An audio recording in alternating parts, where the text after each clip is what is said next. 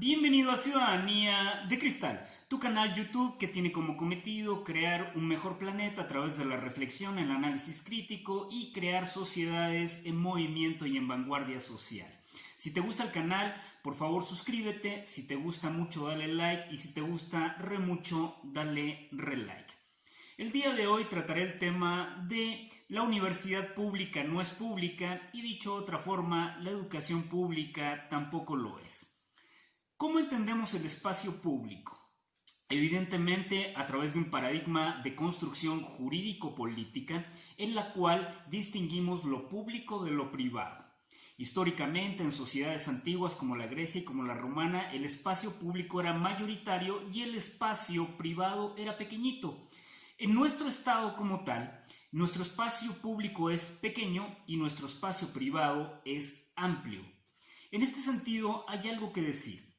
El espacio público es una condición no abstracta, es una condición de realpolitik. Tiene que ver cómo nos insertamos en este espacio de todos. Y este espacio de todos no tiene que ver con una cuestión física, tiene que ver con una cuestión jurídica, política, cultural, educativa, social, costumbrista y desde luego de la propia sociedad en su percepción de orden social.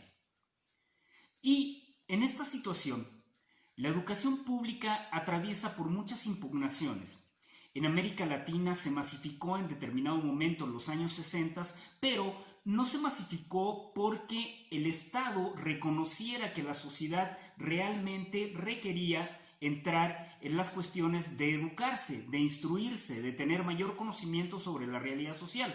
No se trataba de eso. Se trataba de la evolución histórica de las fuerzas productivas del capitalismo que habían obligado a tener mayores conocimientos para entrar en una producción mucho más, evidentemente, electrónica, mucho más tecnificada, mucho más de desarrollo a nivel científico, técnico inclusive, y por lo tanto se necesitaba profesionales de las universidades que entendieran cómo era el proceso. Inclusive los obreros ya no podían ser solamente analfabetas funcionales o no funcionales, es decir, solamente saber leer y escribir, sino que tenían que ir más allá.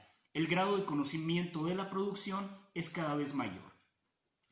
Y dentro de esta condición existe un dilema importante. Si pensamos al espacio público como un espacio de todos, es un espacio abierto a la interacción humana. Las universidades no son realmente públicas las que dicen serlo y se han vuelto en enclaves de élites de poder educativo que hacen una escisión o discriminación sobre el tejido social. Te lo explico de esta manera.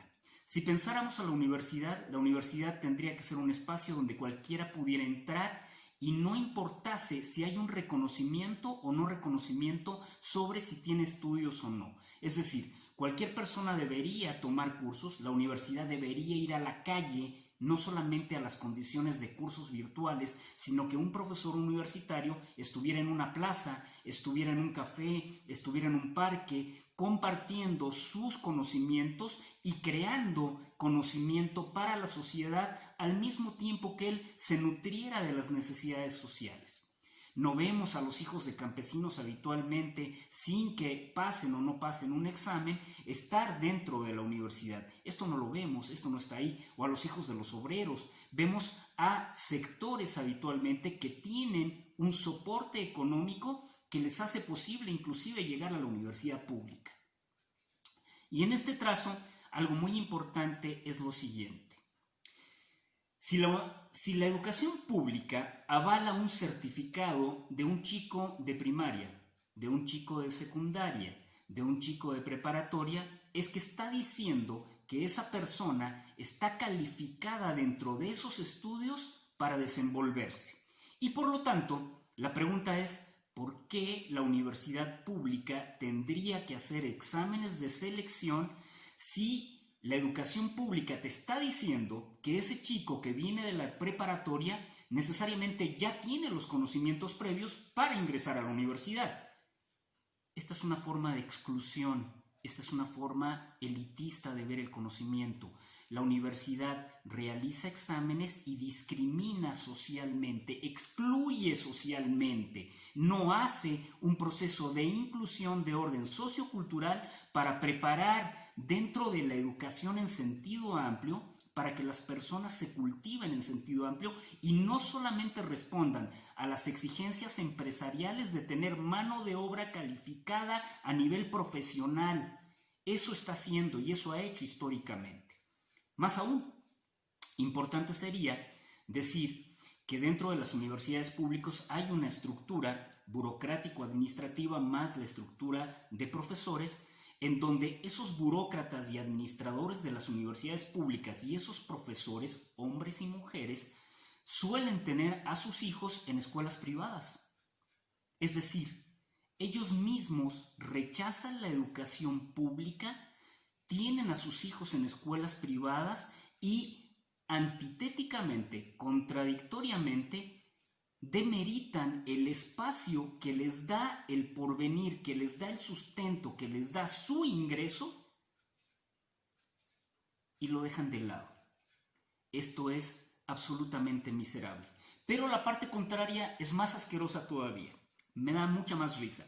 Resulta que si tú revisas los cuadros de profesores de escuelas privadas, en donde te cobran, es decir, no pertenece al espacio público, no es un espacio de todos, es un espacio particular, es un espacio privado, muchos de los profesores provienen de escuelas públicas, ya sea a nivel licenciatura, ya sea a nivel de maestría, ya sea a nivel de doctorado. Es decir, la universidad privada reconoce que el capital intelectual que genera el espacio público es prudente, es pertinente, es docto para ejercer en el espacio privado.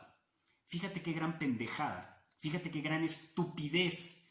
La estupidez inclusive más importante es que estos burócratas y estos profesores de las universidades públicas, de las preparatorias públicas y de cualquier nivel, que viven de la universidad pública, que viven de la educación pública, llevan a sus hijos a escuelas privadas y, caso irrisorio, resulta que profesores que emanan de universidad pública le dan clases a sus hijos en escuelas privadas. Ve qué estupidez tan grande y tan grave tenemos dentro de la concepción de educación. Y lo peor del caso es que hemos creado dos niveles estructurales dentro de los sistemas educativos que sirven a las industrias, que sirven a la cadena productiva en general. La cadena productiva en manos de una élite del poder, que eso tienes que verlo, habitualmente tiende a escoger de las universidades privadas a esas personas que considera que pueden ser rentables y productivas, pero también lo hace en las personas que vienen de educación pública, solamente que hace una escisión, crea una línea de división.